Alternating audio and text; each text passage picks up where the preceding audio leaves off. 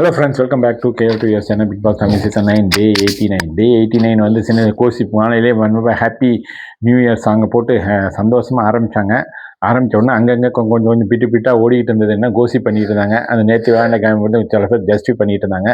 TTF7, அதாவது வந்து ticket to finale toss 7 ஆரம்பித்தார். அந்த 7 ஆரம்பித்தார் ஒரு கைண்ட் ஆஃப் குயிஸ். அந்த குயிஸ் என்ன அப்படின்னா, ஒரு பவுலில் வந்து கொஸ்டின் இருக்கும். அந்த கொஸ்டினை எடுக்கிறவங்க அதாவது தெரிஞ்சாலும் சரி தெரியாட்டினாலும் சரி தெரிஞ்ச மாதிரி கூட பிஹேவ் பண்ணிக்கலாம். அது வந்து காமிக்காம வந்து யாரை சேலஞ்ச் பண்ணாங்க அதே மாதிரி அவங்க திரும்பி கேட்கலாம் சேலஞ்ச் பண்ண. அப்போ அவங்க தெரியலன்னா காயின் அவங்க மாறி மாறி போயிடும். இவங்ககிட்ட அவங்க போகும், இல்லாட்டி அவங்ககிட்ட இவங்க வரும்.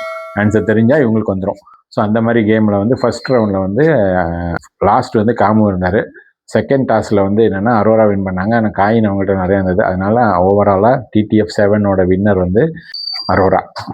அப்புறம் ஃபைனல் டாஸ்க் TTF-F-ஓட final task ticket finale final task வந்து அது வந்து நம்ம வந்து வெரி ஃபேமஸான அந்த டாஸ்க்கு. காருக்குள்ளே போய் உட்காந்துருந்தோம் அந்த டாஸ்க்கு.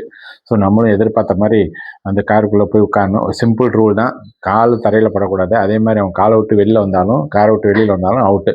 இப்போ முதல்ல வரவங்களுக்கு 1 பாயிண்ட்டு, 7வது வரவங்களுக்கு 7 + 1 பாயிண்ட், 8வது வரவங்களுக்கு 8 + 2 பாயிண்ட் 10 பாயிண்ட்ஸ், 9 கடைசியாக காரில் இருக்கிறவங்களுக்கு 9 + 3 12 பாயிண்ட். ஏன்னா இந்த பேஸ் பண்ணி தான் கடைசி டாஸ்க்கு.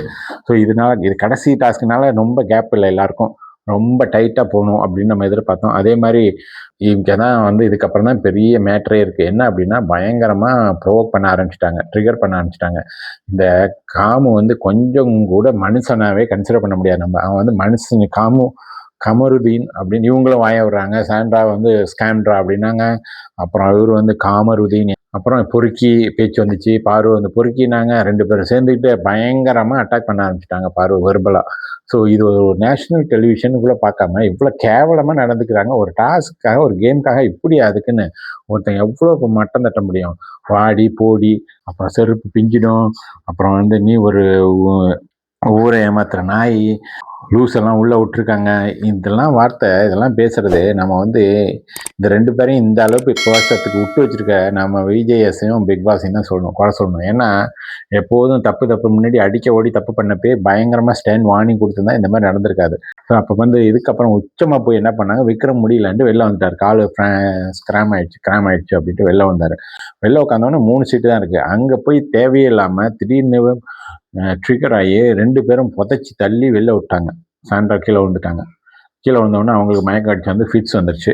அதுக்கப்புறம் ஓடிட்டாங்க. அப்போ வந்து என்னென்னா, சரி சார் என்ன தான் கேட்குறாருன்னு பார்ப்போம். இது வந்து கண்டிப்பாக கண்டிக்கத்தக்கது. அதே மாதிரி தண்டிக்கணும்.